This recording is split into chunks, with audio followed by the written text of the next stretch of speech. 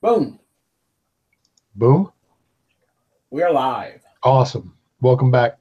Uh, I do apologize. It's been a few weeks, so I'll give you the real quick rundown of what I had in notes.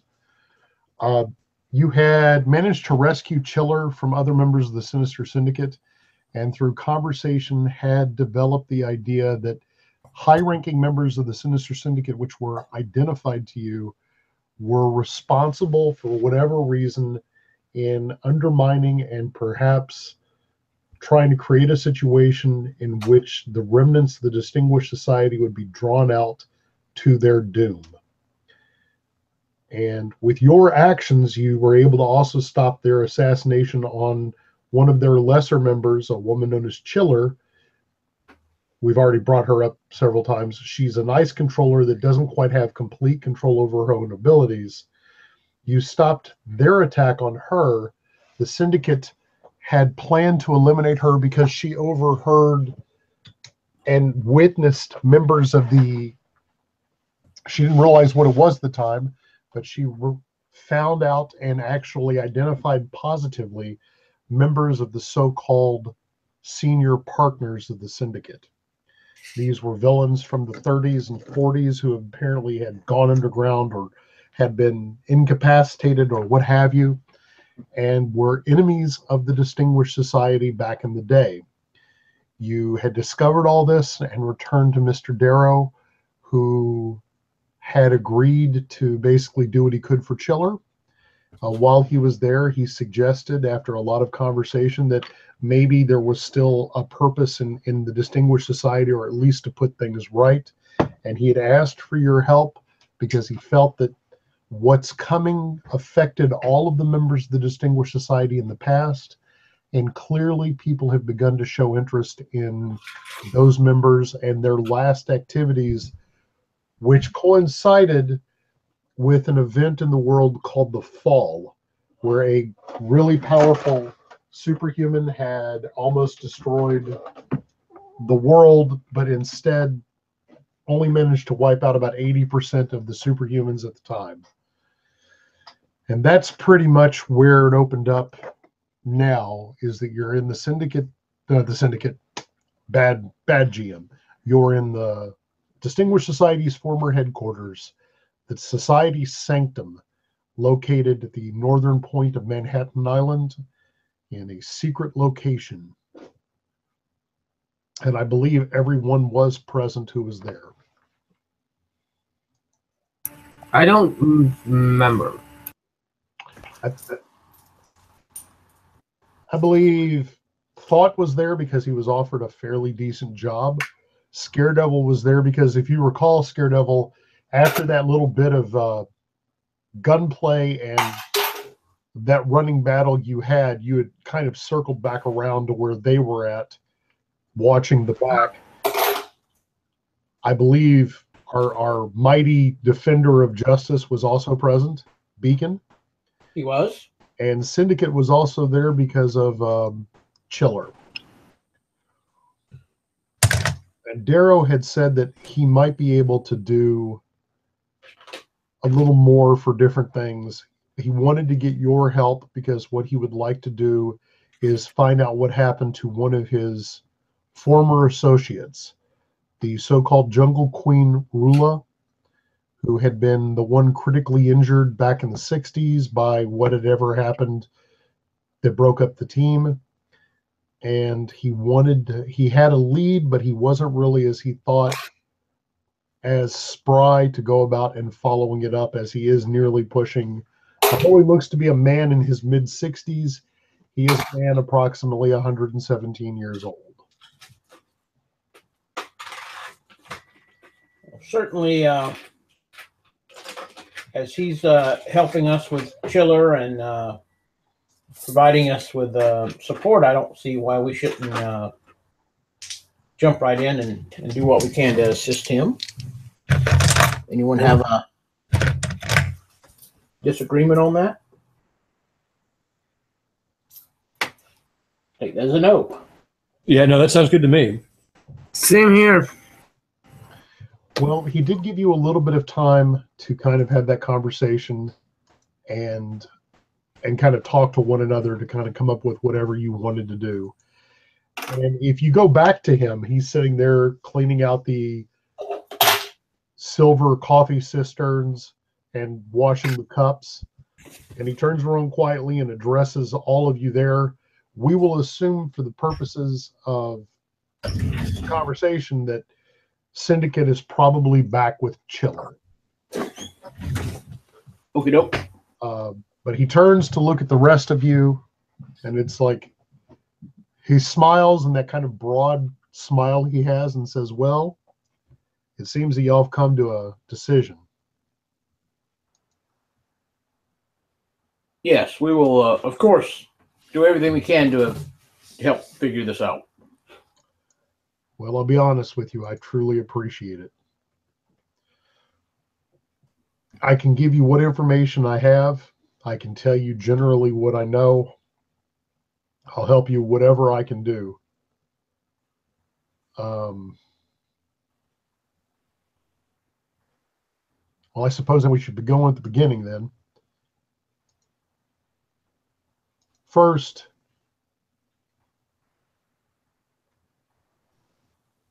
let me tell you about what happened to her from our previous conversations, right? Yes. Then I should probably tell you about the other part. When she was sundered, we left her in the hands of an associate of ours, a magician of no small skill, called the Wayfarer. The Wayfarer took her north and effectively took custody of her and helped to try to rebuild her shattered psyche. But as time moved on, she effectively developed, in the wake of what had happened, she relearned practically everything about what it was to be alive and to be an adult. And although she no longer had the majority of her powers, she still maintained a lot of her physical attributes, her increased speed, her feral tenacity, her ability to heal. She fell in love while with the Wayfarer and the heroes that he traveled with. And she married a man, and they were together for a while, and then they both just disappeared. One night they were just gone.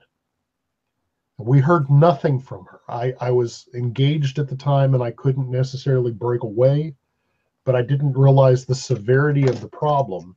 And shortly thereafter, the Wayfarer perished in a battle with a supervillain. Well,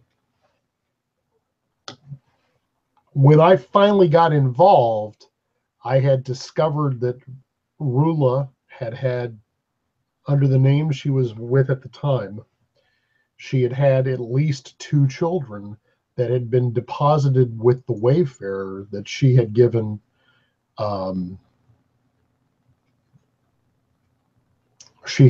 custody of her children to this man that had helped her recover. She still disappeared, and they raised the children amongst them. We didn't know until later there was a 3rd child, and that child was raised in probably the worst conditions possible. I tried to speak with her, but she wouldn't really have anything to do with me. And I did what I could to kind of put the pieces together, but it was very difficult, if not impossible, to get a full picture of what had happened and where she had been. And I should warn you that this young lady was very disagreeable on almost any front. I became even more convinced that something had happened to Rula and her husband, and I used what contacts I did, as I told you previously, to try to dig up a file. And I got part of a file from an operational program called Archangel.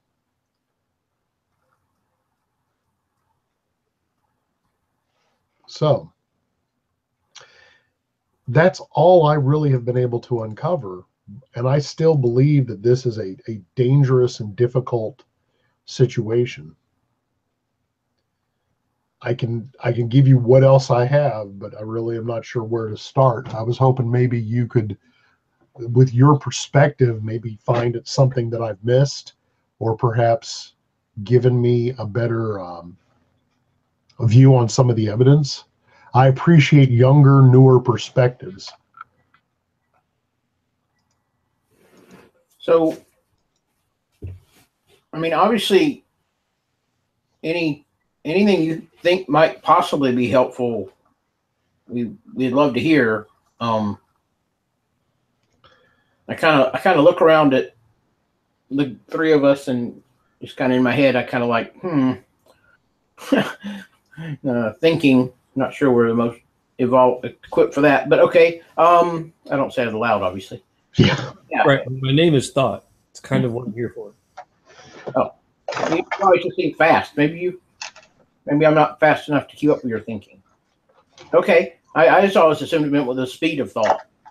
Cool. All right. Then It's both. thought.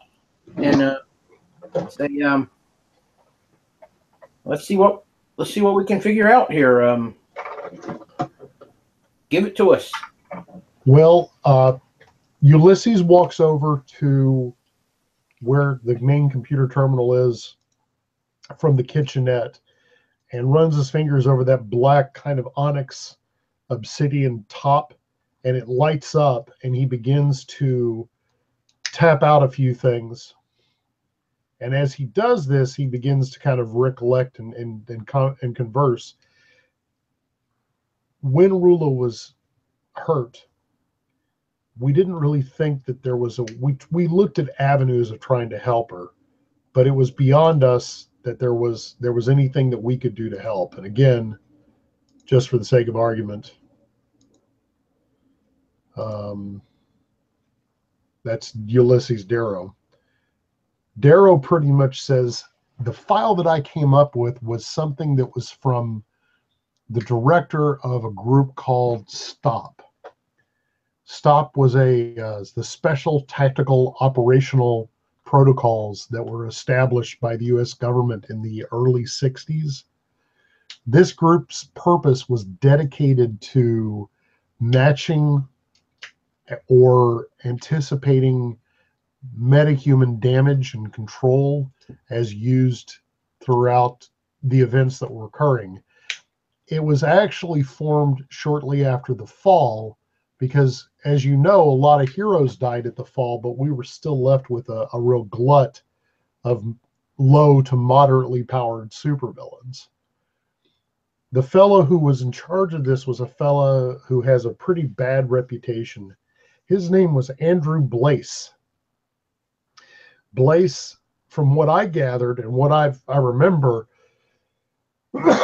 Blaze was not a very good man. He ran the agency with his own personal agenda, and ultimately what occurred is he veered into illegal territory quite often. In the early 2000s, early to mid 2000s, Blaze finally, his crimes caught up to him, and there was a situation where Blaze and most of his higher level placed operatives were killed in well, I wouldn't say a purge, but resisting arrest and amongst a number of other crimes and situations. When they went in to get Blaze's systems, he had actually destroyed most of his files, and it's only been recently that I was able to recover this snippet. It's an observation file for subject Atalanta, and it was part of a project called Orion. And Project Orion was something that we don't know a lot about, but it's clear that from what we got in the blurry photo, and he pulls up a picture, and there's a picture, a really grainy photo of a woman. That has to be Rula. And Rula pretty much,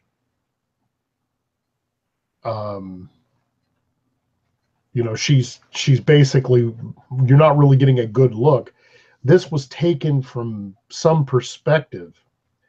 And along with this file was that she met a certain genotype that they were looking for, and that they were trying to recover assets according to her. And I don't know a lot about this to tell you good or bad, but I can tell you that what this does is that was a lot of interest being shown to a particular person. That's never good. I've tried to reach out to contacts I've had within the government, but most of them are dead. And I don't mean that like a secret thing. It's just because I've outlived almost everyone I know in that area. But I know that the word Archangel comes up multiple times in this file. And I know that there's a Project Archangel, which was overseen directly by Blaise and has shifted to a new fellow by the name of Bryant Dixon. And that's what I know about that. I know that the girl that probably is Rula's daughter is attending university here in New York. I know that the twins who were recovered by Wayfarer are living with the super group up in Massachusetts. That's practically everything I have as far as the trail.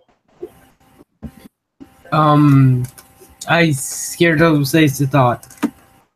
Do you know? Are you from Massachusetts, right? I'm not, but I know that that's where she was at. I was asking thought. Oh, sorry. Minnesota. Minnesota. Close. Yeah, but because if we had somebody from Massachusetts, we could have they could have somebody looking around for us and all that. Yeah, I don't really know anybody. I mean, I really know anybody here. Do we know where Syndicate's from? No, Syndicate hasn't really mentioned it.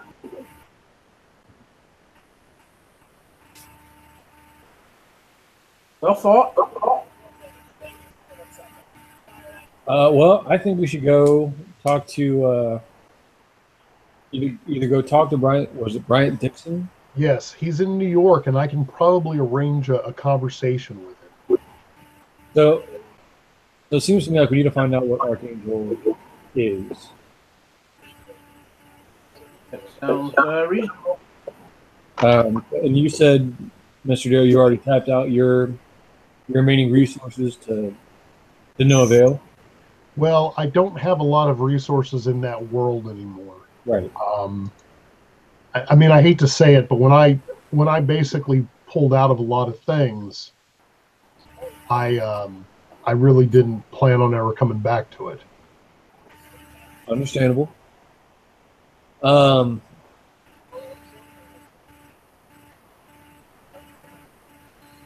We can try and sneak in to his house, to his office, and see if he's got incriminating files around. If you know anybody that can do that sort of thing, Mr. Darrow. Well, any technopaths, anything like that? I might have a couple of leads, but it'll take me a little bit of time to kind of chase them down. I mean, do you know anything about this man as a person? Dixon? Yeah. Like, if we go and talk to him, is he going to... Well, he was appointed to the position about a little more than 5 years ago.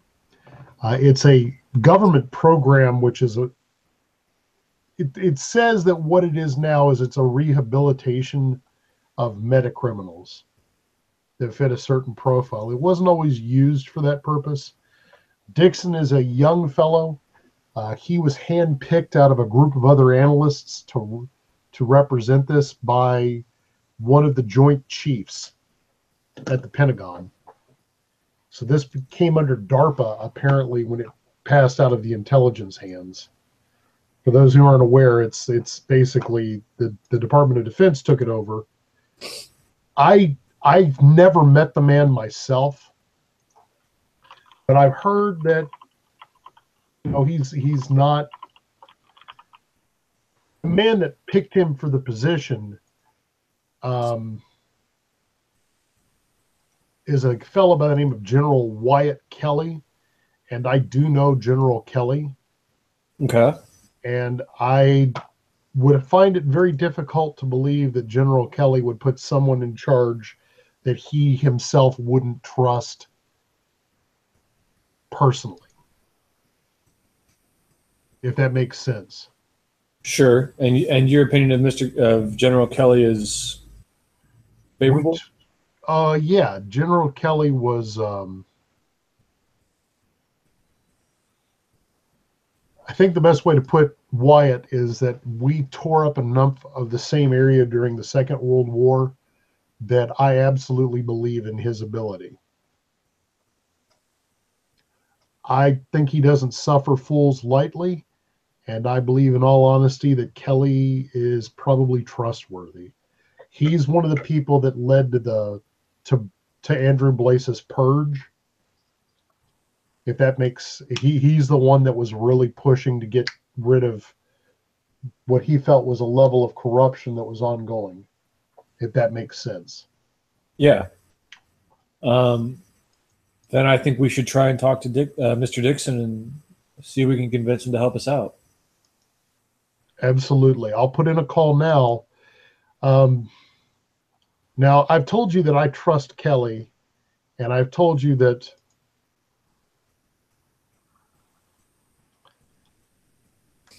So I assume you kind of want to stay out of the spotlight if you can. well,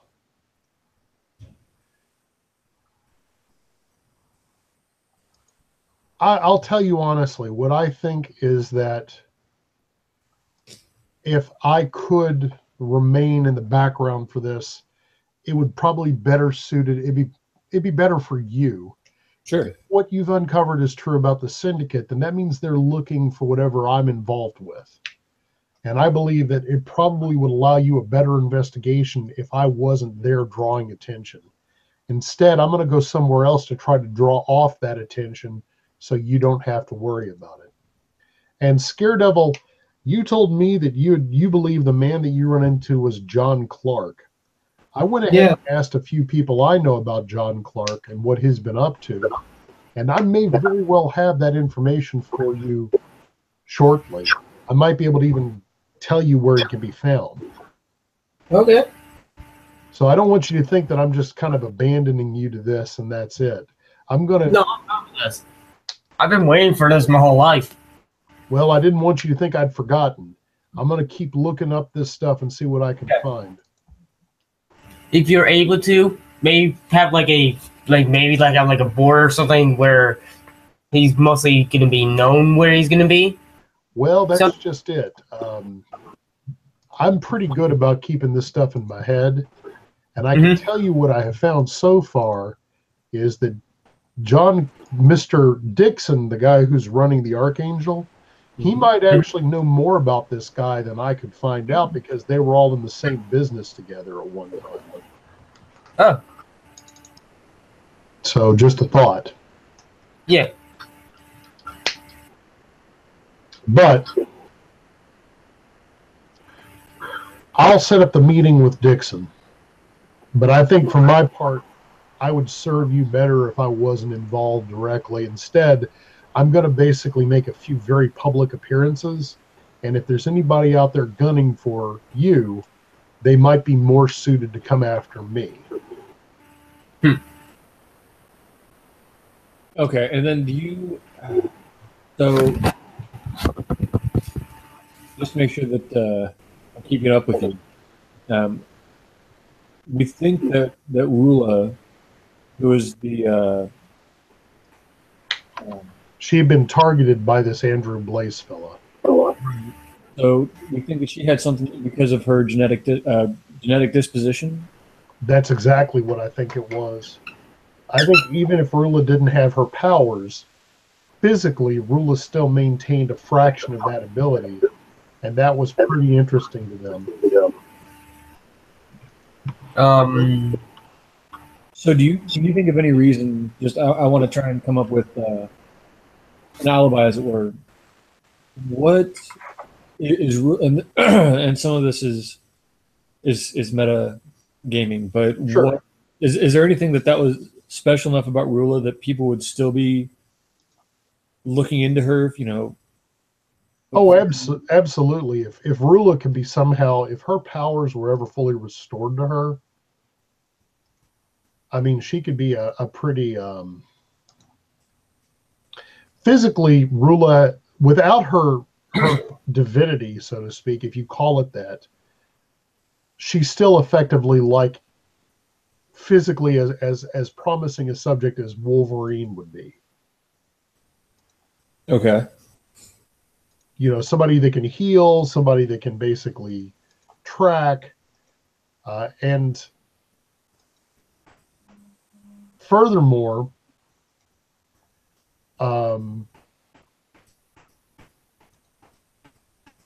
Hey fellas, I'm back. welcome back. So I will I'll be ready here in a couple of minutes. Yeah, no worries. We're ignoring you anyhow.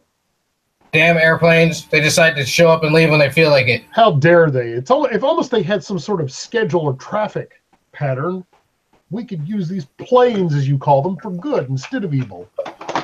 Yeah, I agree. It's But- almost incompetent airline. But to answer Thought's question, Rula physically would remain an interesting subject. And I've seen her children, at least the twins, to tell you that they have unique mutations, which lead me to believe that that would be very interesting for people, if that makes sense. Okay, so, and what I really kind of wanted to make sure is that our interest in Rula isn't going to just point straight back to you. It will, but at that point, if you're able to find her, it doesn't matter. It honestly doesn't matter. I'm an old dog in this fight. I just want to give you the chance to find her or find out what happened to her. And that's exactly what I'm hoping for. And if it points back to me, that's absolutely fine.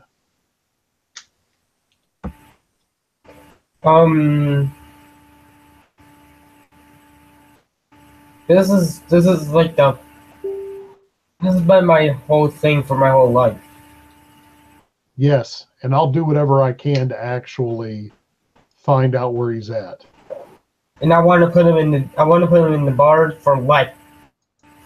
I understand. I do. Like, I want to kill him, but I want to put him in bars for life. Well, we'll see what we can basically do about bringing him to justice.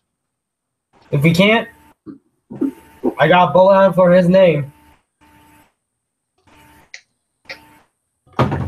That's only as a last resort, right?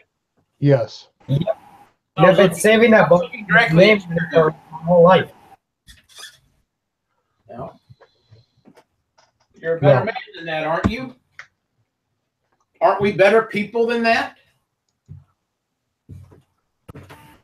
Come on. I'm an anti-good hero. I'm the one that does good things, but also do bad things sometimes. How about this?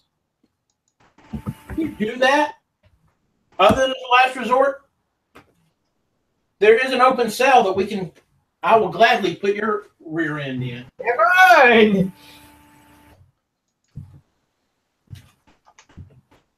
So you make your choices wisely. But now we have more important things to deal with. Lead the way, Thought.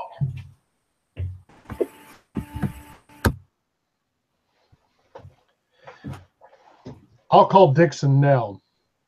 Right. Yes. So yes, if you can get that meeting set up, and we can.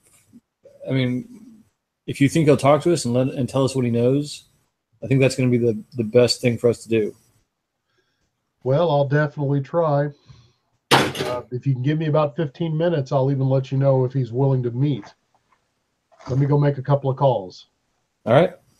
Sounds reasonable. Unlike some of us. And you have a few minutes where you can, and within 10 minutes, Darrow comes back with kind of a weird look on his face, like, you've been surprised by something. Dixon said he'll meet you but you're going to have to meet him somewhere neutral. That seems Okay. And he's my guy, like, he tells us heads like, okay. He'll meet you in Central Park in about an hour. I'm thinking, do we have anywhere other than here that isn't neutral that neutral isn't better for us? Well, that's true. He's pretty much said that he'll meet you. He's given you a location in Central Park if you want to meet. Oh yeah, that seems fine to me. Should I bring like something if we get attacked or something? Just in case? You can always be prepared. There's no reason to suggest that there's going to be something bad happening, but it's always good to kind of have a backup plan. Mm-hmm. No one will fault you for wanting to have a backup plan. Right. Backup plan. Always have a backup plan. Always.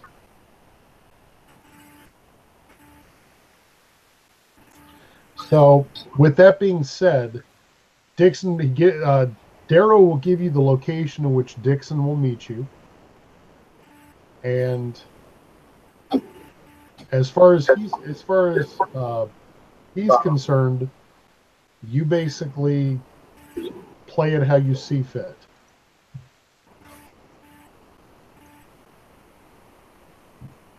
Is this the guy he trusted? I'm sorry, there were a couple of names in there. I'm trying to remember. Sure. Dixon runs Project Archangel now. Right. Dixon was put into his job by a guy named General Wyatt Kelly. Wyatt Kelly is someone that Ulysses Darrow trusts. Okay. All right.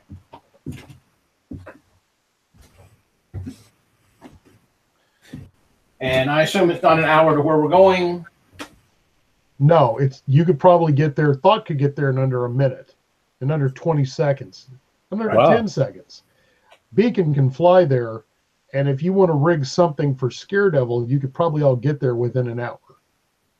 I can take the roofs.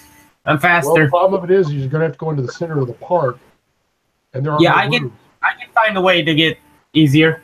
I know the way. I know the city.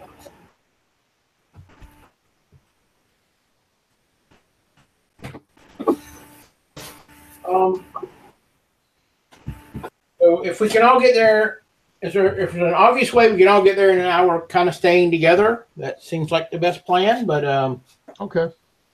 if not, but I, of course, yield to others as well. They have thoughts. I agree with that. I mean, I think there's safety in numbers. Potentially, I could get there early and try and scout the place out, and then catch back up with you. Go look, make sure that there's nothing. That's a good idea. I think.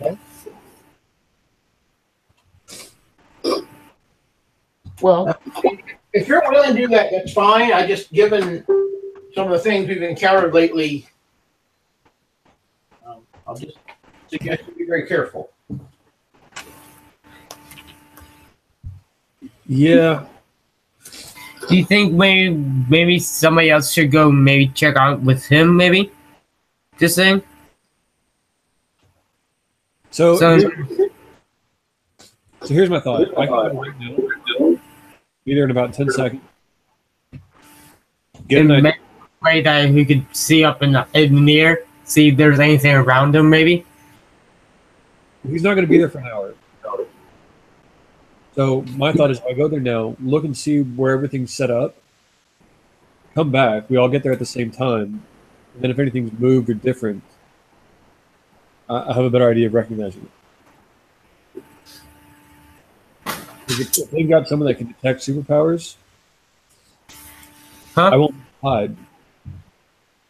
I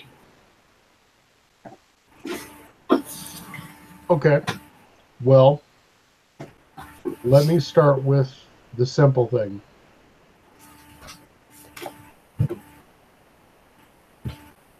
You can scout the area, and you actually will hit the area running and not have any serious problems. it looks like it's on a bike path that's just a little bit off the main path. And what you're seeing is that, welcome back, Corey. What you see in the immediate area is that there are people that come past here in this spot maybe once every 15 minutes. There's no one here yet. There's nothing really set up. You see a few people basically buying hot dogs, and it is January, so it's during the morning. There are a few people jogging. There is at least one hot food vendor here. Probably a coffee vendor as well on a little kiosk. There aren't a lot of people checking the area. About maybe 40 minutes in, so 20 minutes before the meet, you see a guy go up to the coffee vendor who looks vaguely maybe in his 30s, early 30s, with short clipped dark hair, wearing kind of a brown overcoat and a suit underneath, and he's paying for what looks like a paper and a coffee and a Danish. And he walks over to the bench that you were told that Dixon was going to meet you at, and he just sits down and begins flipping through the paper. Did I get a description of Dixon from And Darrow? that's exactly what the guy looks like, is the description you have of Dixon. Okay. And during that time, I'm just getting like maybe 1 or 2 tacos before and all that. Sure. You got a couple of you got a bag of tacos this time of morning. It's not hard to come by. You know where to go. Yeah, just like I just need a couple tacos. Just need something to get myself. A little bit of morning energy, because you know wheat cakes won't fill you up as much as they used to. No, those wheat cakes Are delicious. they're good, but not as good. She could have given you a bag of wheat cakes to go if you need them. She's always willing to do that for you. But you guys are able to easily put yourselves in whatever position you want. He is sitting here by himself for at least 10 minutes. And he's sitting here for almost 15 minutes before he's supposed to be. So I look at thought. Are we how are we going to play this? I mean, it looks pretty above board.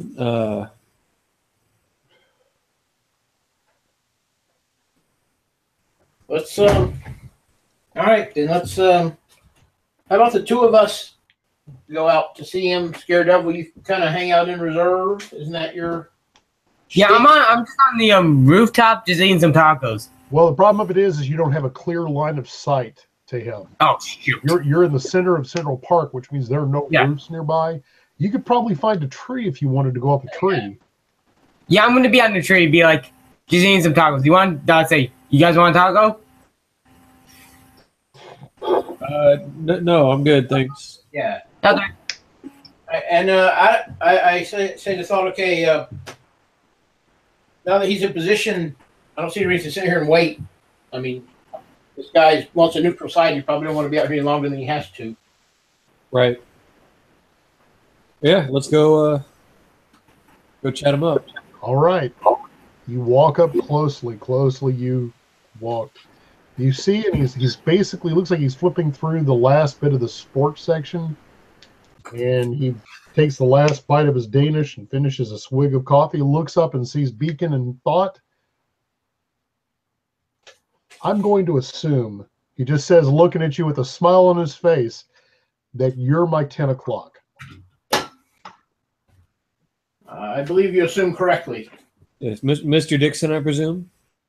Yes, and you must be the guy who my boss called me and said that I had to come into the park today to meet. Yes.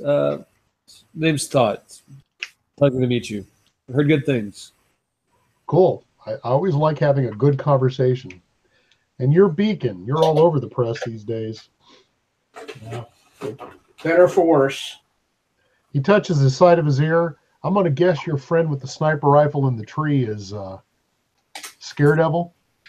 Yeah, he doesn't do talking No, that's cool. I mean, you want to make sure the area is secure. I think we're all better off with him in the trees. No, it's cool, man. I get it. I get it. Believe me, I get it. Well, all right then. So here we all are. Why don't So- you take it, Thought? Sorry, what was that? Why don't you take it, Thought? Right. So I don't know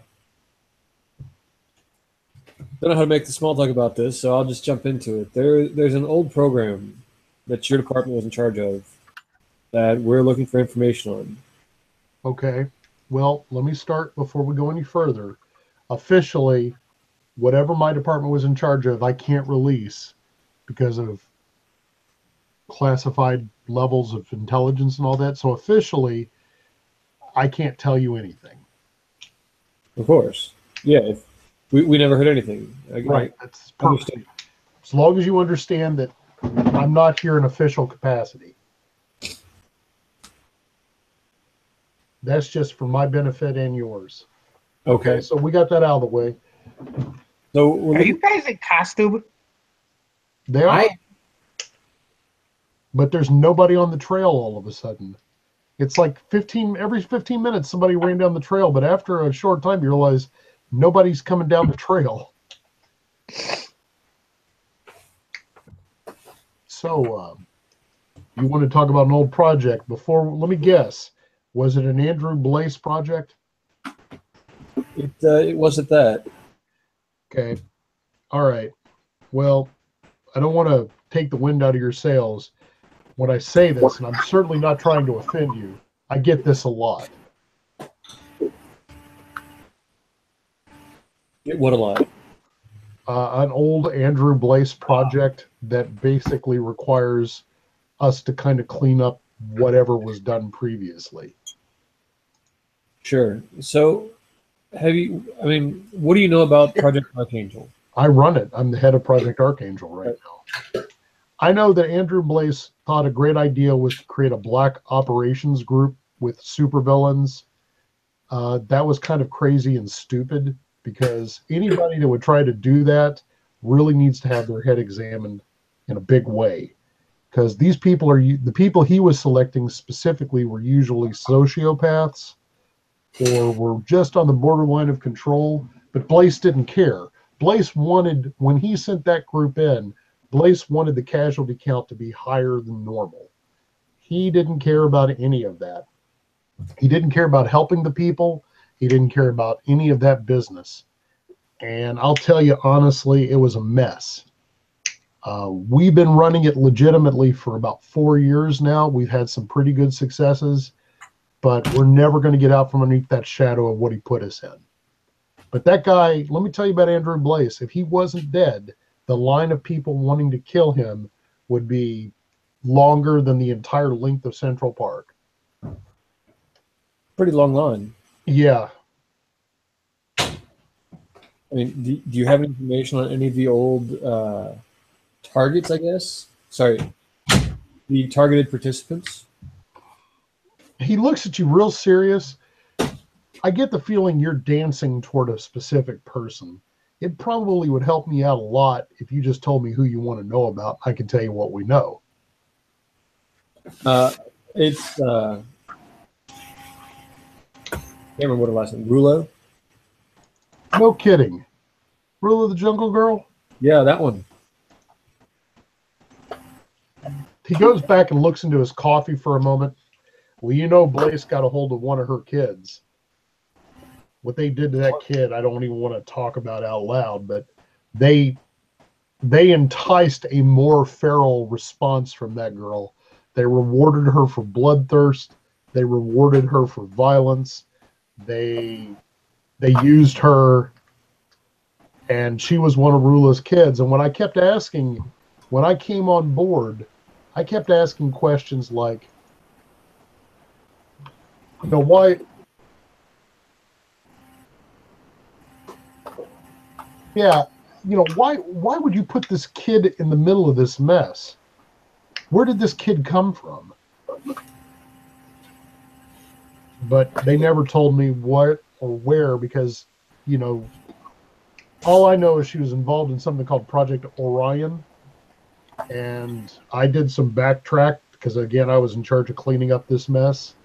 I can't tell you where that kid came from, but I can tell you that this was a special project that Blaze had. And I know that there was some talk that she was related to Rule of the Jungle Girl, but I don't know how they would have known that.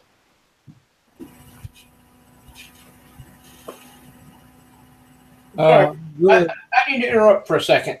Yeah. Of course. Is this was this common practice? Oh, let me tell you something, Beacon. Andrew Blaze didn't believe in common practice. That guy was put in charge of STOP, I guess, in '68. I never said this to you. You know that there's this big rule that we're not allowed to use superhumans in war and combat and all that. Well, Blaze put Blaze's first idea was how to get around that. So he basically did not care about rules or any of that business if it presented him with opportunity. And he was chasing the unicorn. He had a goal in his mind of what he wanted, and he was going to stop at nothing to get that goal. What he wanted is he wanted the ability to create we don't know why superhumans happen. Some people are born with their abilities. Some people get them from accidents. We know that some people are born with their abilities because their parents had them. We know that that's a good number of people. But I can't tell you how we hit that right combination to create them. Blaze wanted to have the ability to create his own super army.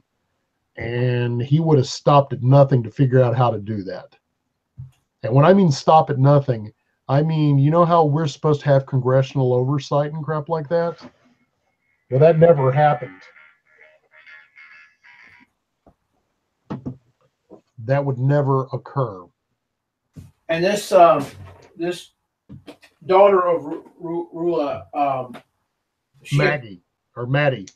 Was she a criminal? Madeline Wingard is one of the most violent people I've ever met in my life, and I deal with people that are super criminals. That wasn't my question. You said that there was the project to build the Project Archangel used criminals in, Right. Yeah. task. What was Maddie Wingard was brought into Archangel at a age of about 10. And because of her unique mutation, she made maturity in about 4 years. So she looks like she's probably in her late teens, early 20s. She was never charged with any crimes. The only reason she's still not in a containment cell somewhere is because General Kelly took a special interest in her and thought she could be rehabilitated. But wait, so at the age of 10, she had committed crime? He looks around. I need to show you something if you want to know about that. But you got to come closer. I'm very disturbed at what I'm hearing here. Well, what you're going to see is probably going to disturb you even more. Well, he takes his wristwatch, hits a button, and a little holographic screen pops up, and he moves his fingers across it like he's actually widening it out, kind of like this, and it makes a nice little screen. Yeah. And he hits a button. This is from Riyadh in 2012, 2011.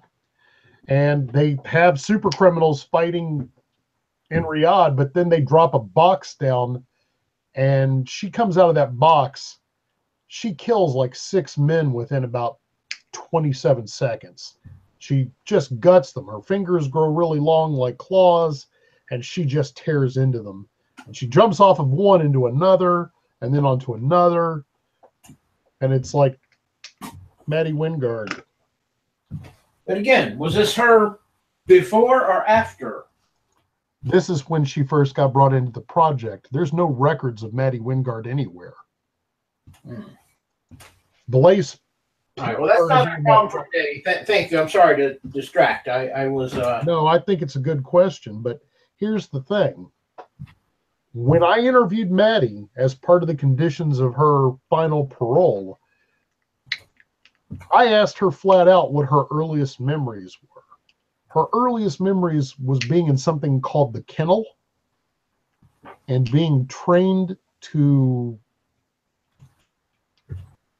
She was rewarded for the more casual damage she could create. Anytime she held back in combat, she was punished for it. She said there were men in white coats there. She said there were soldiers there. That's her earliest memory. So for all we know, she was made into what she is, and not her powers, but her mentality. And yeah. Have you met Maddie Wingard yet? I have not. Let me tell you, Maddie Wingard is possibly a bag of cat crazy. Why Kelly allows her to walk around amongst other people is something I'm still trying to figure out. But I'll tell you this. Sounds provoke her. Smells provoke her. Attitude provokes her. And she's a time bomb. Maddie Wingard is a time bomb waiting to go off. And when she goes off, it's going to be, she's right now in the center of a population center. I looked at this therapist that we have associated her. She had 6 separate telepathic scans that tell me the same thing. They didn't make her the way she is. They just allowed that feral part of her to have more dominance. Okay. And she likes it. Maddie likes the bloodlust. But maybe her other side of her does not want the bloodlust. Although every side of her, there's only one side to her. She just she likes the blood. As this is happening, I got off the tree by this time. Okay. I'm still eating the tacos, but I was getting bored. Oh, well, yeah, you're up in a tree and nobody. No, they talk to. And okay, I forgot the guy's name. Bryant Dixon. You're talking to Mr. Dixon. No, the other one. Ulysses Darrow? No, it was John something. John Clark. Yeah. Mr. Dickerson, do you know anything about John Clark? He looks at you seriously. You're involved with Pinpoint? Yes. And I am the one that was shot by him. Could you be more specific?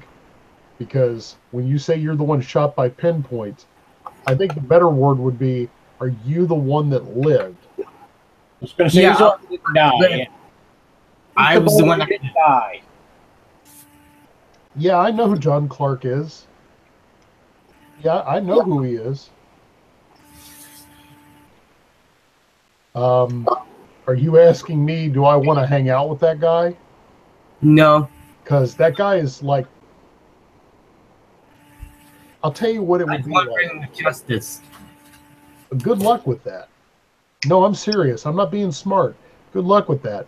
If we could find John Clark, I would devote agency resources for that. They told you all about him, right? I mean, they gave you full information about Clark and his unnatural ability to throw things, shoot things, like killed a hummingbird with a playing card sort of thing. They told you about that, right? Not really. Yeah. Clark had this trick, I was told, where he would let people cut cards, and he would take the first 3 cards off the top of the deck, and he would throw them, and he killed a hummingbird. He cut the hummingbird's wings off with the cards, just playing cards. They didn't tell you about that part where he's deadly accurate with throwing objects. And I guess he missed me. Guess he missed. Dixon looks at you serious. No, son, I don't think he missed you at all. I think he hit exactly where he was aiming. Wait, do you think he meant to hit me? I think that if Pinpoint wants to hit you, his name is Pinpoint. I think he hit exactly where he was aiming at. That brings up bigger questions, doesn't it? You know I've been watching your file come across my desk, Scaredevil. If you ever want a job, Archangel could always use your skill set. Good pay, work on any of your legal problems you might have. In his face right now, he's Huh? like, he goes to a bench or something, Sure. and then starts eating more tacos. And plus, we have a pretty good chef on site that could probably make tacos. Gentlemen, I'm sorry. I didn't mean to basically... Over. I'll think about it. Oh, no, I'll leave you my card. Gentlemen, like I was saying, if this is pertaining to Rula the Jungle Queen, I am a fan. And I will go back to my computer unofficially, and I'll look and see what we have. But I can tell you that we did a genetic comparison on Maddie Wingard when it was first revealed that she might be related to Rula. And those two twins up in Massachusetts donated a genetic sample later. But we had a sample of her father, or Rula's husband, and it's a perfect match. So she was related, at least from what we know, to the father of those two girls up in Massachusetts, Rula's husband, who I might add was an FBI agent who's gone missing. He's been missing as long as Rula has. I don't suppose you have any leads on that. Let me tell you, the FBI asked me the same question, and I'll tell you what I told them. When we came in to clean up Andrew Blase's mess, we're finding files that date back to the 60s and 70s that reference whole other files that we didn't even know existed. Blase didn't just make it more difficult for us to track him before he died, it made it more difficult to track his information. So it's very possible that we have a file, I just haven't found it yet. But I tell you what I'm going to do. And he sets the newspaper down. I'm going to leave my business card on this newspaper. And if I find anything, I'll reach out to Mr. Darrow. And should you find anything, maybe you have the courtesy to reach back to me and let me know. Mm-hmm. I think I can be helpful to you. And in fact, let me put it another way. I want to help you. I don't want this. There are a lot of wrong things in the world. I came into a bad situation. I'd like it to be a little better if I can make it better. I don't want it to be the legacy of my organization that was started by a man who had a power trip. There's good that we do, and it's going to take a very long time for that to be recognized. So anything I can find, I will let you know. Mm-hmm. I just ask you the same thing. Would you be willing to give that courtesy to me? Yep. Sounds fair. This is happening. He's looking at the card already. He's like, Well, you go to get the newspaper, and Dixon hasn't moved his hand off of it. And then why don't you wait to pick up the card till I leave? he gives a thumbs up. Well, gentlemen, is there anything else I can help you with this afternoon? Or this morning, rather? And thank you for telling me some more information about this. This is going to help out a lot. Well, I appreciate that, but I'm going to give you a bit of warning. I told you that Maddie Wingard was probably the most bloodthirsty person I've ever met. Mm-hmm. I would classify John Clark as one of the most dangerous men I've ever met. The man has ice water in his veins, a natural aim, and there's some other rumors that he had modifications. So he's basically going to be unkillable, mostly. I didn't say that. I'm just saying he has a reputation. Yeah. If anything, I can say this to you. Andrew Blase had a small list of men and women that he would never cross at any point. It was a 5 to 6 person named list. And he was on the top? No, he wasn't, but he was in the top. He had the fact that he was on that list says something. Yep.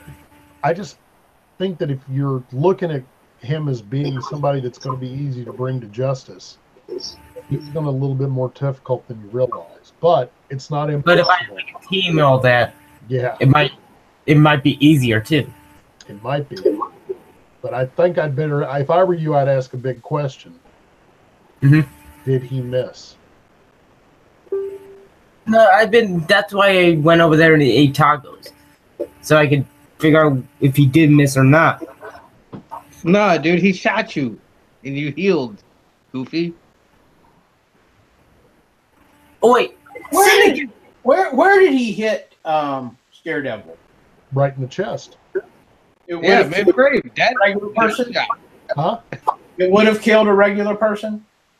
it would definitely kill the regular person. It probably would have, yeah. A regular person, it would have probably done something to. Well, there's a difference between doing something and killing. So I'm pretty sure it would have killed him, though, a normal person. Absolutely. Okay. It was a kill shot. It would have been a miracle if he'd survived it. I'll just put it that way. Okay. I was just However, making sure it wasn't like It did trigger his mutant ability, so right. just think of the odds of that. It's a good thing you had a mutant ability. Wow. Oh my If you had triggered God. that mutant ability when you did, you'd been dead. Completely by coincidence. so superhero. So basically, he was trying to make me go into Scaredevil. No, he didn't have any idea. You sure about that? Really? Dixon says that. Are you sure Yeah, about that? why would he shoot a kid for no good reason? That's outside of his psychological profile. Right. But I can tell you this for a fact, that whenever Blaze needed something done, he always went to the people that would pay. He wouldn't use his own people, because he knew that the people that would pay, they would put money aside. You wouldn't happen to be Scaredevil and Dixon actually closes his eyes. Your last name wouldn't be Case, would it? You might be right. Well, that might be another thing that you should probably know, because when I pulled up Maddie's file, I got all of Blaze's background files, and there was a kid named Richard Case No, no, that's my name. on his file list. So wait.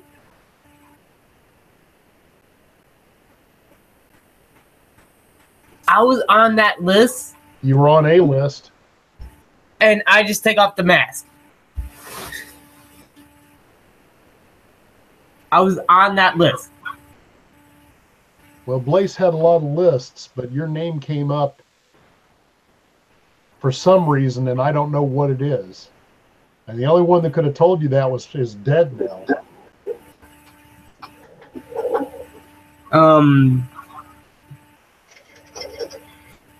And he just walks away for a little bit, and he's saying to himself, "I need to go talk. I need to go visit my parents. I haven't seen them in a long time. I gotta do this." You can't do that now. No, that's what I'm saying. When we're not doing anything, Gentlemen, he's talking to his parents. Gentlemen, I got to tell you something from me to you. I won't tell you what to do. That's not my job. You guys seem competent enough. But I'm going to tell you a couple of things that I think you should know coming into this. If Rula was messing around, if Blaze showed an interest, Blaze made people disappear all the time. He could take people and make them disappear, like you're not going to see them again disappear. He was into some pretty dark things. Initially, he was out to try to stop what he called the Russians were into dark things, and he was trying to meet their metahuman responses. Now, I'm going to tell you this, and I shouldn't. Is it possible that Andrew Blaze might have had something to do with Rula disappearing? It's pretty damn possible. And even though she was married to a rising star in the FBI, Blaze would totally be all right with making that guy disappear too. The thing that I find interesting is Maddie Wingard turns up out of nowhere, has genetic connection to the man, has no memory outside of being in a place, and she won't tell me everything. And I'm not going to push her. All I know is that I don't know the full story of what you're looking into, but I will tell you that there are enough pieces dangling where I know there are at least 3 kids that exist in this world that say that they're children of Rule of the Jungle, who say that they are it has been said that they are the children of Rule of the Jungle Girl. And that would have had to have been after she disappeared. Do you see what I'm having a problem with? They would have had to have been born after she disappeared, even with accelerated aging. Oh my. So, When did they appear? How long after she disappeared? at least a year, probably about a year.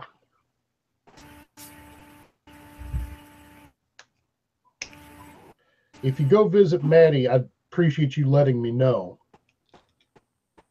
That way I can have an assault squad standing by in case it goes badly. Oh, they know beforehand. Got it. I'd like to know, yeah. In fact, if you want to visit Maddie, it's best you let me know now, and I can see if I can set that up for you. It's a kindness I'll do. Also, Do you guys do that? well, I'll do it because I'd rather Maddie know that we're coming, and that I can tell her handlers and her people observing her that people might be there to have it, that she might be visited. You remember when I told you a little things can set her off? Yeah. Well, Maddie tends to get set off by things on purpose. Maddie likes to go berserk. Maddie likes to be violent. I don't want her to do that in places where it would be inconvenient for people. Like, you know. Thought? What do you think? I mean, Dixon's already interviewed her. I think so. From what I can tell, Dixon's already asked her all the questions that we would ask her. Well, she didn't tell me everything. Did she? Does she seem the sort that would talk to,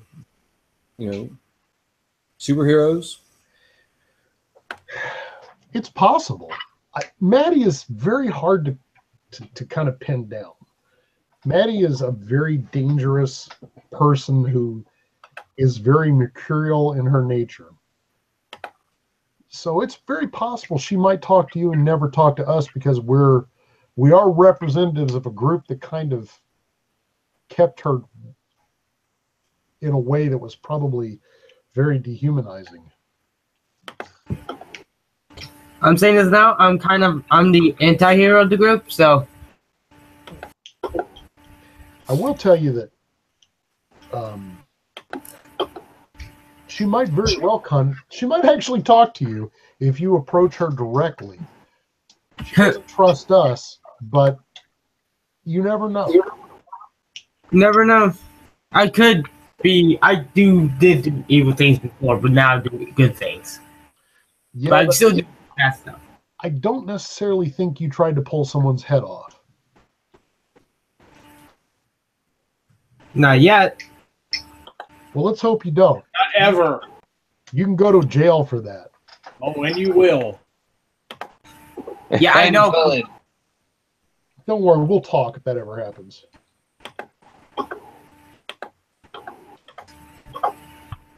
Better hope you talk to them. Sounds like there's potentially something to be gained from going and talking with Maddie. Go do that first. Get it out of the way. Yeah, I mean, would it be easier to talk to the other two? I'm sure it'll be. I really wants to talk to Maddie.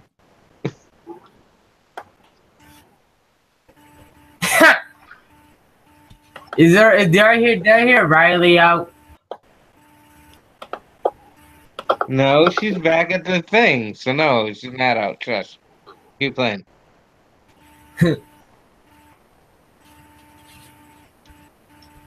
Wait, how are you right now? Well, Thought I'll defer to your judgment on this one. Sure. Let's go ahead and talk to Maddie. We can. I'll let them know you're coming. Okay, we can swing by, pick up the rest of the team, and see if she wants to talk. And I assume, Mr. Dixon, the other two are Well, not they're up in Massachusetts. You're going to have to basically make other arrangements. Mr. Darrow might have a better chance of communicating with her. right. So yeah, I'm not saying we're going to go immediately, but if we do go talk to them next, I'll are they less violent? Like, is there less? Oh yeah, the twins are just weird, but they're not violent. They weren't.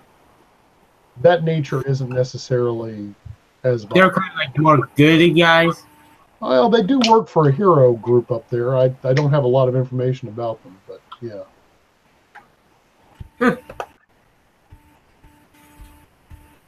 All right, let's go ahead and get the. I'll let them know you're coming. Yes.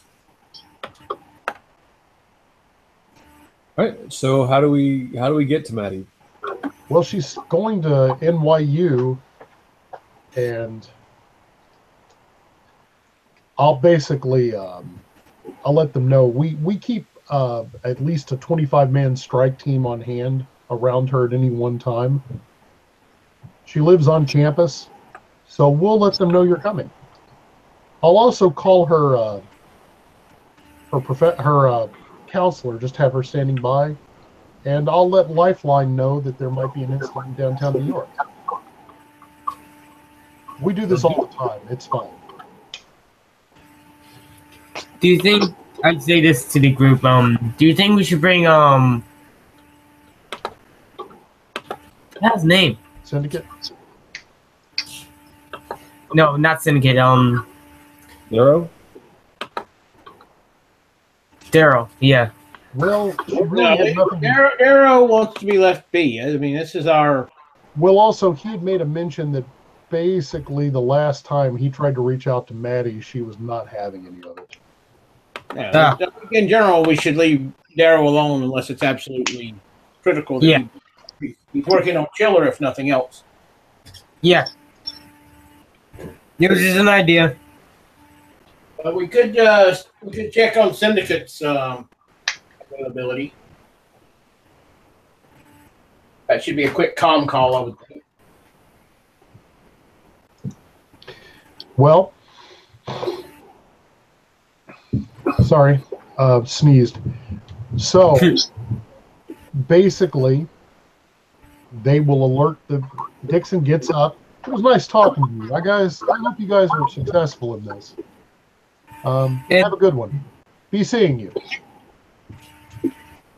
If I have any more questions about I don't know who number one is. I will give you a call. If you don't hear me immediately, I'm probably dealing with something, but I'll get back to you. Don't worry about it. Yeah.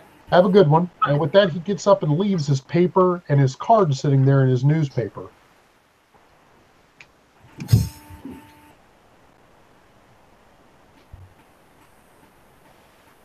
He walks down the trail. He disappears. You're free to grab the card if you want. Sorry, took it. As you go to take it, you realize there's something inside the newspaper. Mm-hmm. It looks like an old manila folder. Wait. I look at the I look inside the folder. It has a lot of information on something called Orion. I think we should head back to the place. You mentioned that. I think we have more information. All right, let's go ahead and head back to Darrow, drop off. I give the envelope to Thought, say, here, take this. Okay. Because you're faster, so you can get there fast. Right. Well, it's an old file, probably about 30 years old. Mm-hmm. It talks about the Orion Project. Does Thought have that fast reading ability?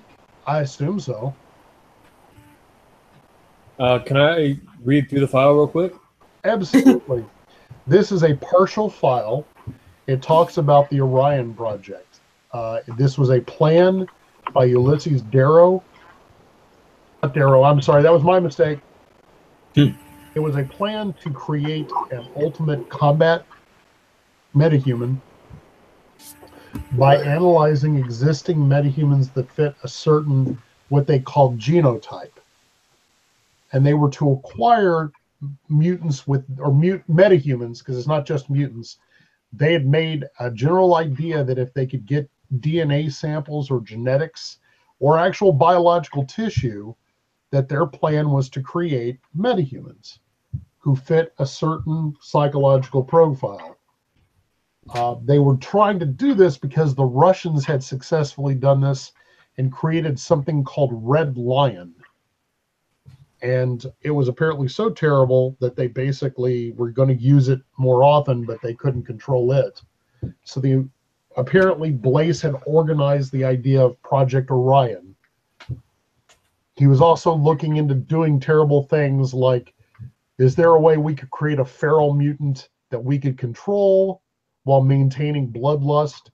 Is there a way we could bond metal to a person's skeleton? Just shooting some ideas out there. Not like it would ever happen, but kind of crap like that. Could we clone somebody and then bond a metal skeleton? There's some notes. Why do you keep wanting to bond metal skeletons to people? Sounds ludicrous. It's a ludicrous, silly idea.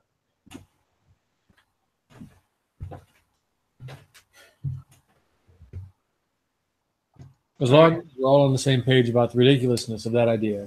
Stupid, stupid, stupid. Yes. So I will go. We do have comm badges, I think. Yeah. So I'll tap on that because in my head it's some combination of the Star Trek and the X-Men animated. Yeah. Comm badge. This is thought is Syndicate or Riley or Ruckus or Justice. Are any of you out there?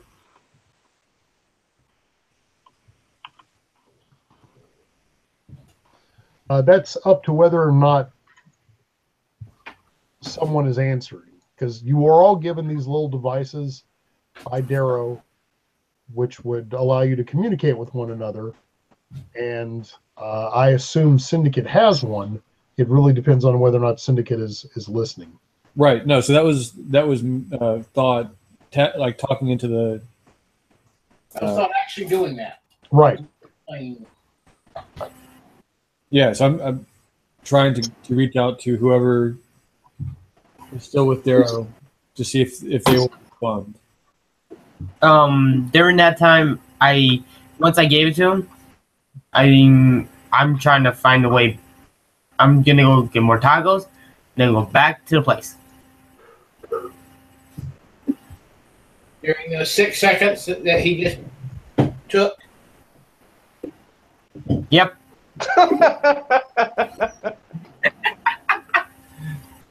Hey, my guy loves tacos.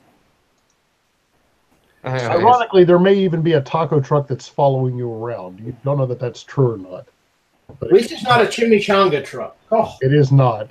That would be. I gotta find some. I gotta have some chimichangas. Well, this time of morning, you probably were better off with tacos. It might take you. Yeah. Mostly chimichangas are lunch and dinner. Chimichangas. Very great. So, Syndicate, you do hear the conversation. Somebody's reaching out to you to try to communicate with you. She doesn't want to answer it. Okay. There's no answer to that. She. But you get that she turned it off.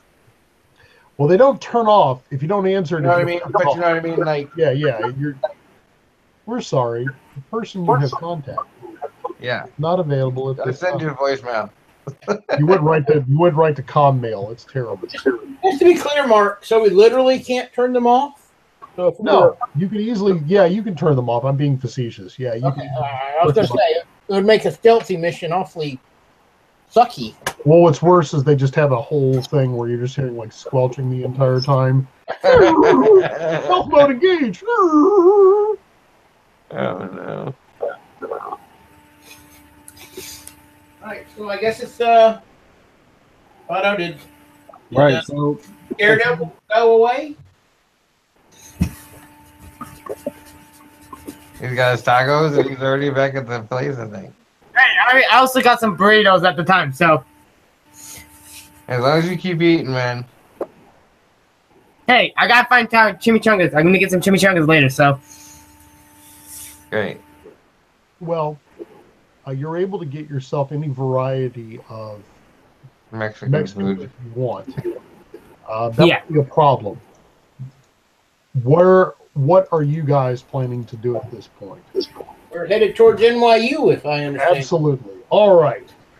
With Right. tacos in hand, you begin to head toward. so Thought wants to take the Orion Project documents Sure. and just drop them off at wherever the headquarters where Darrow is. Absolutely. Done and done. With superhuman speed. Right. Boom, boom, boom. They didn't even know you were gone. There's about 20 seconds. it's less than 20 seconds. No, less than 10 seconds. No, it took longer than that. It took a few minutes. Yeah. But you're able to basically take care of it. Right. Yeah. So basically, once I don't get a response to the comm badge, I won't worry about trying to find a way back for everybody. I'll just run, drop it back. Do you mention that you're going back? Or you just scurry off? No, so I'd say real quick, like, hey, all right, well, I was gonna see if Syndicate wanted to join, but I'm just gonna go drop these off real quick, and then I'll be back in another minute or so. Or maybe take a peek and make sure Syndicate's all right. Seems strange that it wouldn't respond. Well, basically, since Chiller hasn't really come around from the treatment that Darrow gave her, Right? she's looking a little more pinkish than just chalk whitish.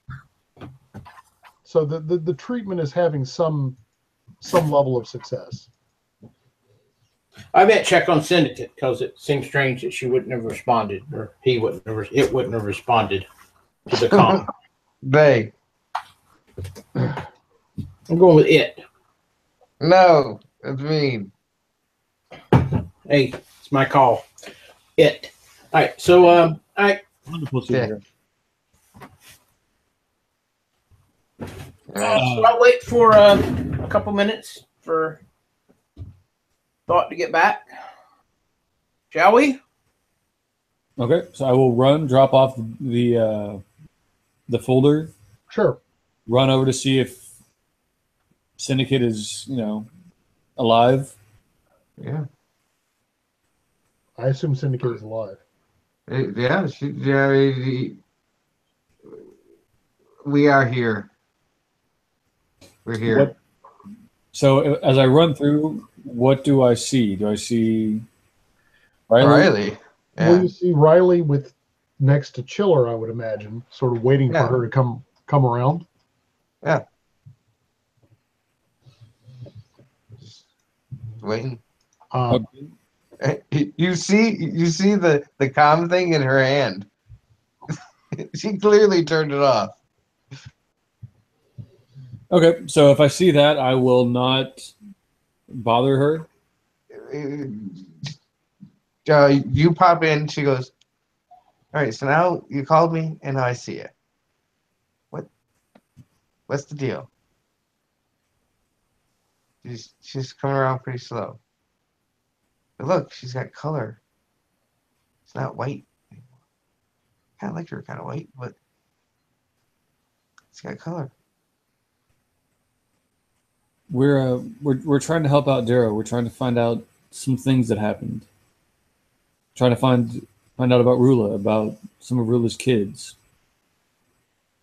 That jungle lady? Yeah. Oh. Did you want to come along? Did you want to stay here? All right, so Chiller's just not like responsive yet, right? Well, no, it'll take her a while to kind of get Right. back on her feet. All right, well, that sounds kind of fun. Well, what are you going to do? Well, first we're going to go talk to what we're pretty sure is one of Rula's kids, Maddie. Hey. She's, from what we've been told, very dangerous. Likes to fall off the handle without any notice.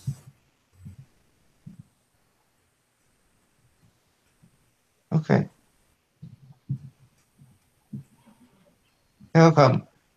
I'll be ready in 5 minutes, she says. Okay. So as the thought will kind of step outside the door just to give Riley some time, and we'll tap on the comm badge. Slight change of plans. Looks like Syndicate's coming with us. I will be there in longer than a minute. I got the tacos as I go in my car. We hear you chewing. I'm not chewing yet. That was definitely a chewing. Yeah, that was definitely a chewing moment. That's a classical scare devil, man. So that's going to be the new phrase. Ah, classic scare devil. Everyone knows that. Scare Classic devil. Scare devil. That wily rascal scare devil. Oh, that silly scare devil. We'll get you one day and that dog too. Nope. Anyways, That's what you get for having a crime-solving dog. I'm not a dog. Oh, sorry. Can you prove that you're not a dog? I do not identify as a dog, and that's all that matters in today's world. All right. I'm ready. Let's do it. NYU, lovely campus. Everyone loves it. Including- As we are walking around this, I was like, I always wanted to go here, but I couldn't. yeah, you were kind of shot at the time. Yeah. You'll be happy to know that they're not shooting you right at this moment. Thank you. That'll happen later. Yeah. With that being the case, they have apparently cleared an area. The only place that she would actually allow you to meet with her would be in the middle of the student union, and it gets better, right between her breaks and classes. So it's going to have a whole chunk of people there. And how much time? Lots of people. And And how much time Maddie do we get meets you there? there between her classes and only between her classes. And that she'll expect to see you because you'll be the people in costume. I don't wear a costume. She assumes you're going to be, whoever's coming will be in a costume. I have no problem with that. Me too. I'll just keep on wearing my mask. All right then. So let's I'm not have really a a little bit. costume kind of person. Fair enough. What No, you form are. of syndicate? You're a little bit.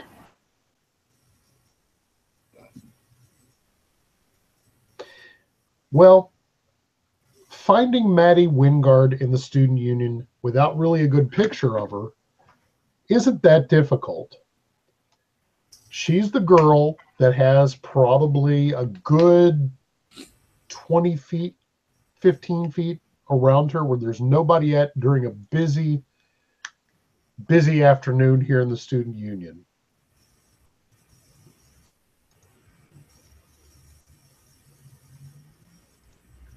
In fact, and there's Maddie there. Maddie has got her shoes off. She doesn't even bother to basically hide the fact that it's one of those things where you're not supposed to have your shoes. But she's sitting there texting on her phone. Maddie clearly doesn't quite look normal.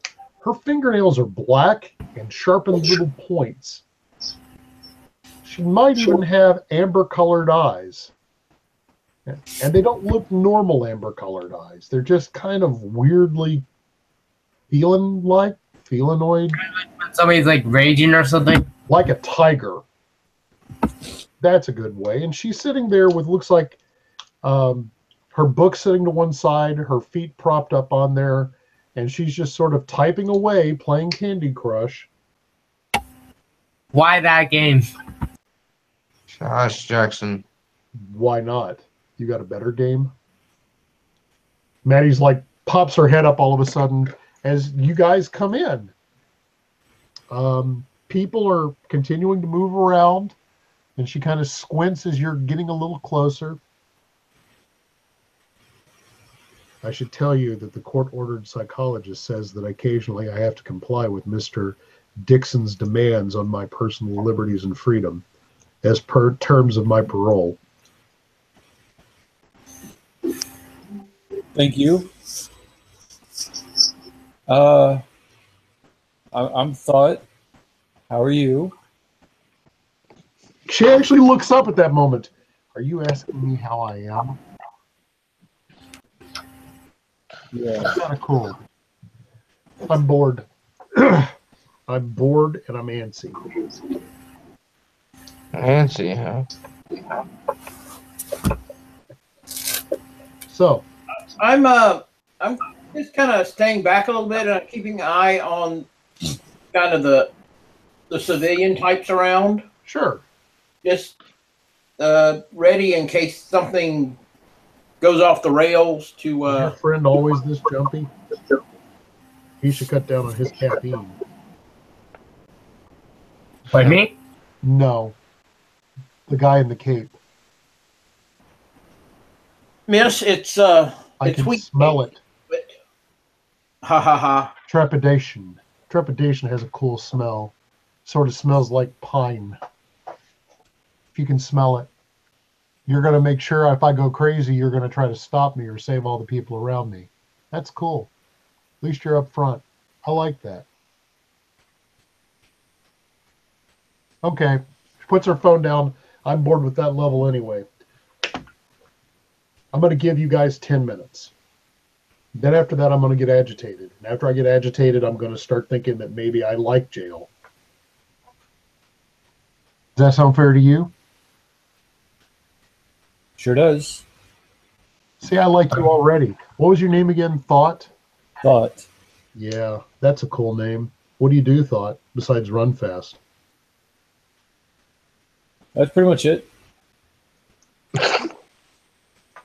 I've got a few tricks in there, but mostly the run. She actually smiles, and you can see the points of her teeth. I really like that. You're upfront and honest. It's a shame that I'm taken, or I would be like all over you. Maybe even because I'm glad to see you, not just because I want to make sure that you're the person to stop first. The brick I got a pretty good idea about, but you, speedsters are always tough because they can hit you like 1,000 times a minute. That really sucks. I've heard that it's not a lot of fun. That's true. It is. It's like basically being hit by a wet towel over and over again. Hurts for a while, but didn't you just forget about that and you give into the mind-numbing rage? Cool times. Yeah, so that's cool. So how do you feel about talking about stuff? Why don't you just be up front? You've been up front up to this point. You know where your mother is? No fucking clue. Do you know where she's at? That's what we're trying to find out. Do you know anything that could help us? She stops to consider that. And I need to get my dice. Is she going? You've been up front with her. That will be into your favor. Let's get some dice rolling. Oh, goodness. Does she start to start trying to kill me now, or No, she actually seems like she's considering this, like she's thinking hard. She scratches the back of her head, like, just kind of casually, like, I saw my mother once. do you remember where?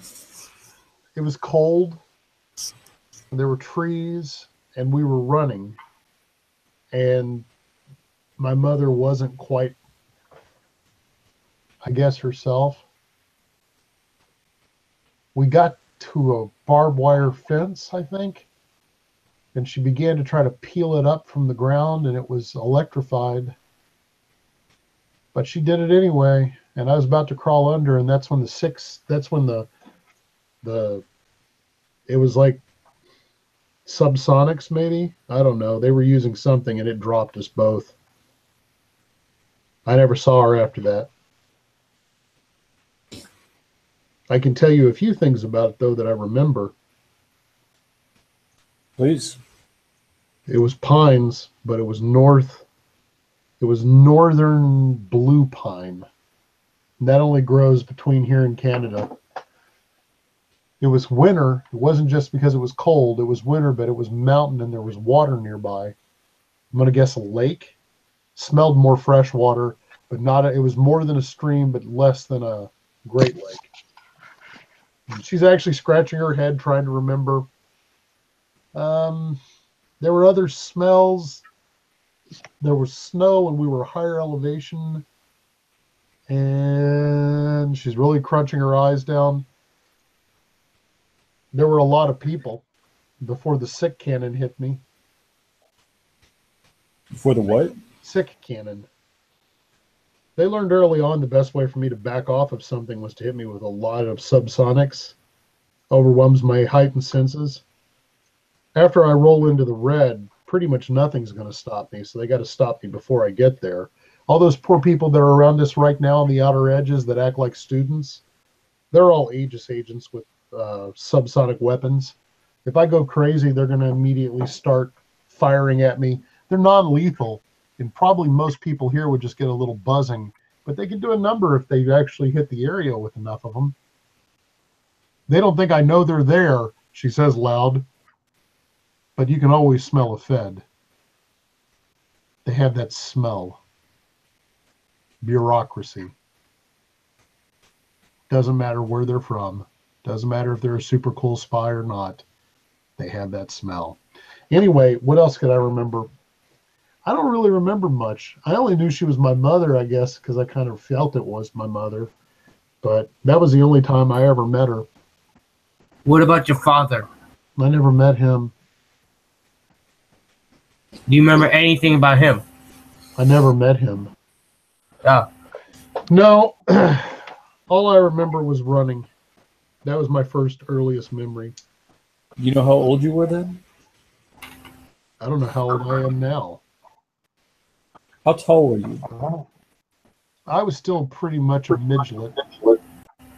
I was probably physically around 6, maybe 5. I wasn't a toddler, but I wasn't a preteen. That happened that happened later. I understand. Do you need me to explain what happens to you? You know what happens, the change. I'd rather you not. Okay. Thank Ha! Kate there basically's got turning red. Rush of endorphins. It almost smells like embarrassment. Do you not like talking about these things? Cape Man? Cape Man. I'm sorry, miss.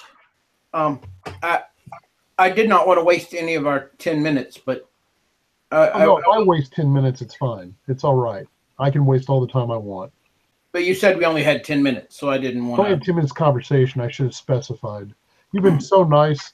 I really don't think I can basically hold you to whatever half-ass lies I was going to tell you. Well, I will tell you the truth. These men that you spoke of are people that hit you with a sick cannon. Yeah. They make me sick. They disgust me. I find it horrific. Yeah, I go along with that. It's a pretty awful time. So I just wanted to say that since we were talking, but please, thought is much better at optimizing time than I. So please help him with the questions. Cool. Whatever you need. Are you going to screw it to? Sorry, go ahead. No, if y'all are really going to go after these people, I'm all for it. You know. We're certainly going to try. Well,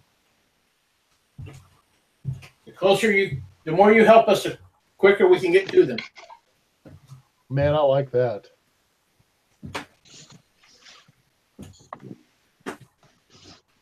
Okay. Ask away, Monfrere. All I remember is it was Pines, it was Northeast, and I remember that these guys were dressed like all the other guys that Asshole used to have with him. How was that? Wearing white snowsuits, and they were all doing stuff, and you know, they were all military guys. They moved almost like machines. When Asshole used to bring them in to give me reward or punish me, they were always with him. Same guys. What did they smell like? You said you can smell the feds. What did they smell like? They were soldiers. They weren't machines, but they damn well might as well been. They all moved kind of in a way that people do when they're not quite themselves. They smelled like burning Old Spice aftershave that's been set out too long in the sun. I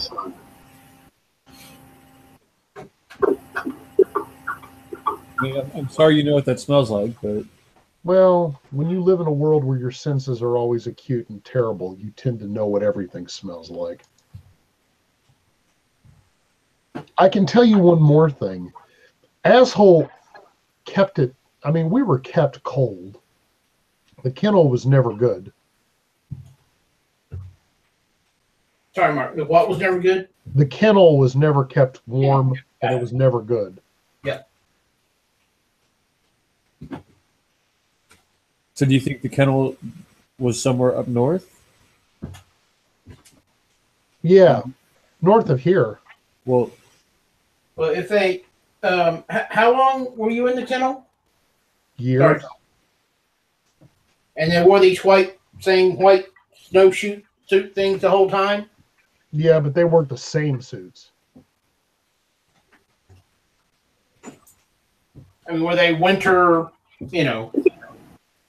winter something? Except it, well, it was always cold in the kennel, so I mean, they had to wear protection. All I know is that basically, when the Asshole died, they just kind of cut us loose. I got into a small cell and I hated it, and they gave me an opportunity to get psychological help and kind of better myself through education. As long as I don't go out and bloody murder people, I guess everybody's fine. Have you seen them like take off the thing, or maybe? I never saw them without their masks. I only saw Asshole or the scientists. Asshole was always the guy there, and I mean, I take it back. Occasionally they brought in this woman who was just, I don't know how to describe her. She was not from around here. Syndicate is with us, right? Yeah. I mean, she was not from around here. I like the exact opposite of being somewhere. That's where she was from. I try to describe the woman that we fought. You mean Dr. Ambrosia? Yes. Yeah, that was her. That lady was just wrong. So much of her was wrong. I can tell you this, and I think it may mean something to you, Addie, if I may call you that. Sure. Why not? Everybody else does. I literally crushed that woman's head. Literally. And she recovered. That was it? Oh, I severed her throat right about midpoint, and she just looked at me like I'd annoyed her. That was the only time I ever was actually afraid. I mean, I wasn't afraid of what they did to me in the pit. That was fine. But that woman laughed about me trying to sever her arteries and thought it was amusing. She didn't bleed.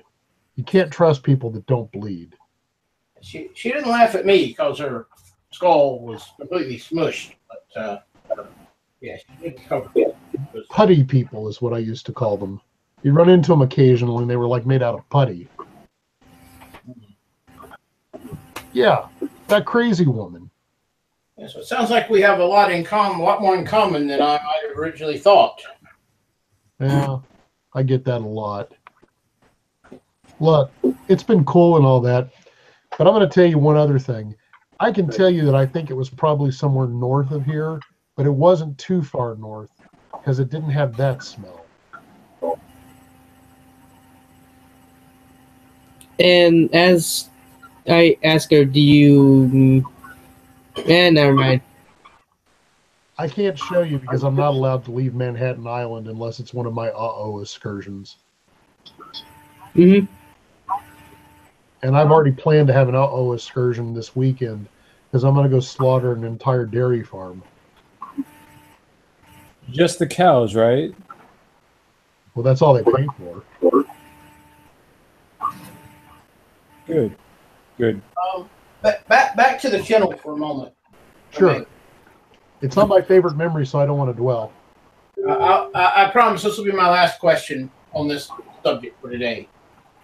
Do you remember, were there other folks? Oh, yeah. They came in and out. Sometimes they stayed a short time. Sometimes they just burned out. How about,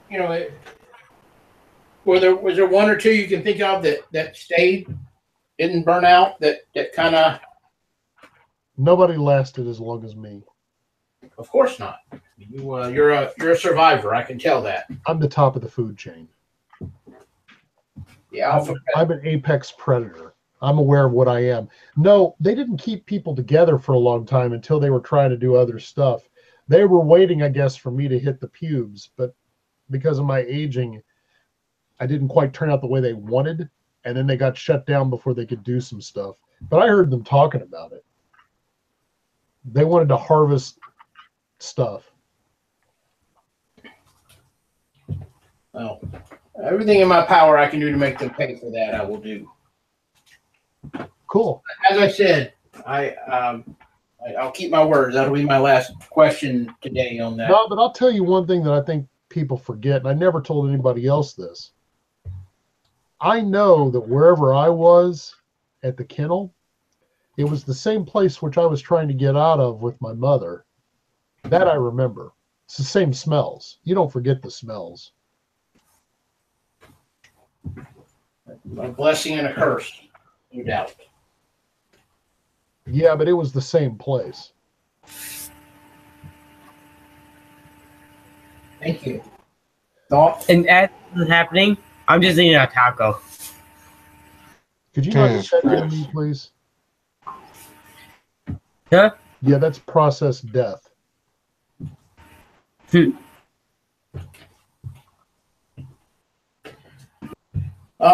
Scaredevil has some abilities I believe are very similar to yours, so he doesn't really respect death like others might. I can never die. Everybody can die if you pull enough of them out of their chest. Sometimes you'd rather prefer to die, I would think. There's some fates. Oh, God, yeah. I got hit by a freaking IED once. Man, that took a while to heal from. Like, maybe a minute. I was just thinking being encased in, several feet of cement. Sure, you get out eventually, but it'd take a while. Probably wouldn't be the most pleasant experience ever. That's exactly what they said when they were bringing me into the rehab program. If you don't do what we say, we're going to encase your ass in cement. How are you working with these guys? Absolutely not. Good idea, though. It's a good idea. Never. I'd do that. Smell me.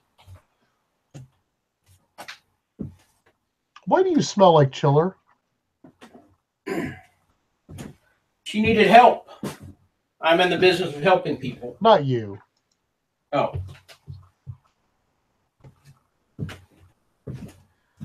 Fun times. Okay, cool. Well, look, Killer. I'm curious. Well, what do you know about her? We ran in the same circles at 1 or 2 times. Never Hmm. forget a scent, ever. Yeah.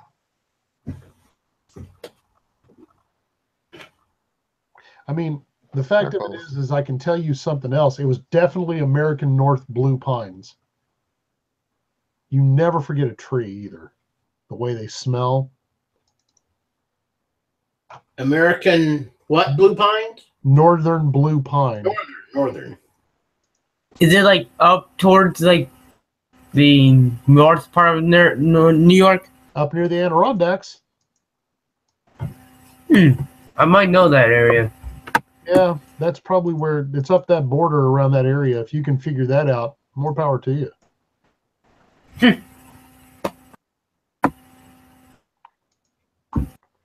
I mean that sincerely. I don't mean that as cynical. I know people think I can be cynical at times.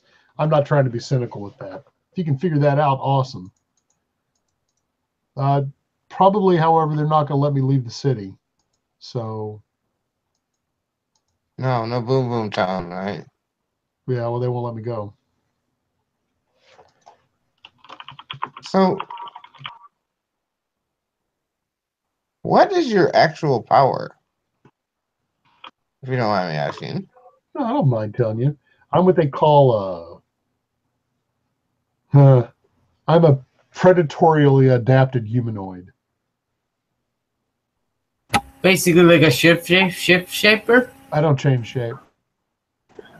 I was trying to say like a one that like a kind of like a zombie or something, maybe. I have 18 different DNA strands currently in my genetic makeup. All of them are based off of the top tier predator animals. So you might say I share characteristics with them, and I heal. I'm pretty fast at healing. Same here.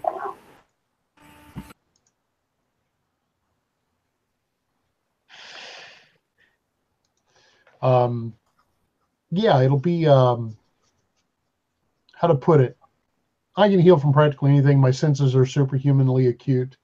I share a lot of instincts and predatorial abilities of the top 5 big cats.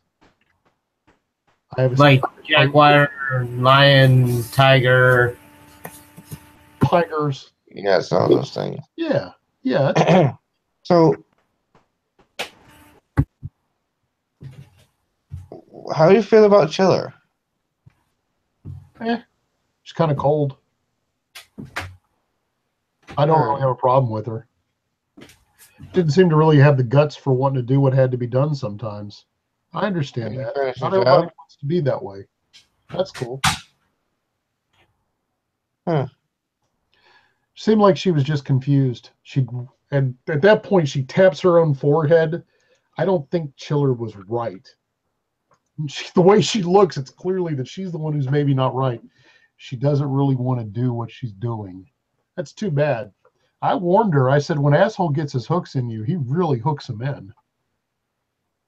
Who's asshole? Fucking Andrew Blaze. Pardon my language. I don't call him that. I just call him asshole. Wait, Andrew Bass is still alive? God, I hope he was. Because that means I have a chance of peeling his skin off of him with my fingernails. Oh. However, How long- that's the weird part. You know that they basically found Blaze's body, but it was all hacked up. No. They didn't tell you how they found Blaze? No. Oh, Andrew Blaze looks like somebody pulled his back out through his chest. There wasn't much of that left. Not much of When his did this head, just happen? enough for somebody really went to town on him with a knife, it looked like. That's what I was told. And when did this happen? A couple of years ago, maybe, I don't know. I was probably around, she looks down, I was smaller. I would have been like a 10-year-old, but that would have been like 3 years ago.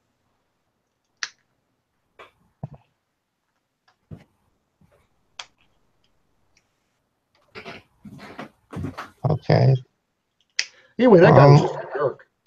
He's an asshole. If you find him alive, will you let me know? I'd really appreciate it. I just want to tell him hello and talk to him about some of the good old times. And now that he doesn't have that implant in the back of my head, he can't shock me into unconsciousness.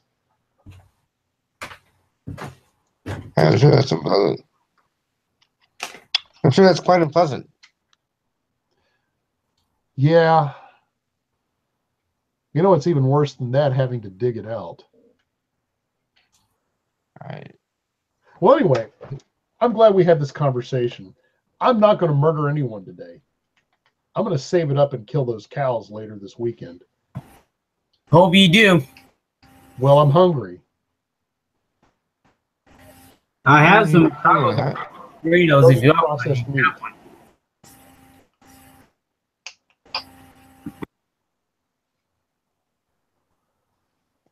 Does she accept a taco? No, she won't. I don't eat processed meat. Dang it! Sorry. One more for me. With that being the case, I think we'll probably end here because the next time y'all are probably going to get into a fight. If that's okay with you guys. You're kind of breaking up there. I said, why don't we call it an end here? Because I believe the next time y'all will probably have conflict. What? There are other parts that are interested in what you're doing. Yeah. Yeah. All right with everyone? I'm fine. I had fun. Well, Hard for us to continue very much without a scenario master. So I think we yield to your decision. well, I appreciate it, and thank you for being patient with me this evening, getting on late. I know it's not as early, but I actually should probably go and make sure that food was delivered, that I can begin my dining for this evening. Now tacos are making me hungry, so I blame Jackson for this. Hey, Man, you brought up tacos. Now I want tacos. Yeah, I kind of hate you, Jackson. hey! If you had called, Father, you could have got your own tacos. It is Taco Tuesday, and we could all get girlfriends. Yeah. See? You're a pain in the ass there, Scardo. All right. Well, Taco Tuesday. everyone have a very good evening and a safe Thanksgiving. And Yeah. Yeah. Yes, everyone have a happy Thanksgiving. Happy Thanksgivings. Everything's gonna